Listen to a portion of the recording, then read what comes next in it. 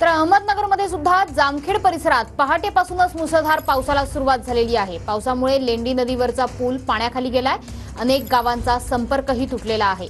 साकत कोल्हेवाडी आणि कडभनवाडीला जोडणारा लेंडी नदीवरचा पूल हा पाण्याखाली गेलाय।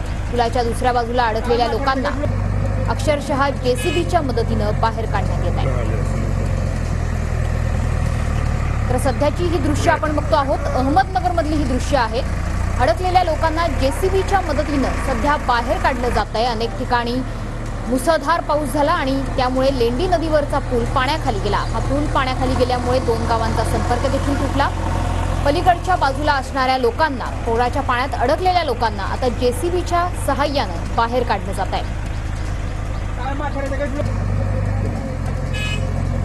लेंडी नदीवरचा पूल तुटल्यामुळे, तो पाण्याखाली गेल्यामुळे साकत कोल्हेवाडी आणि कडभनवाडीला जोडणारा हा पूल पाण्याखाली गेला आणि त्यामुळे पलीकडच्या गावात असलेल्या ग्रामस्थांना अक्षरशः जेसीबीच्या सहाय्याने बाहेर काढावं लागतंय।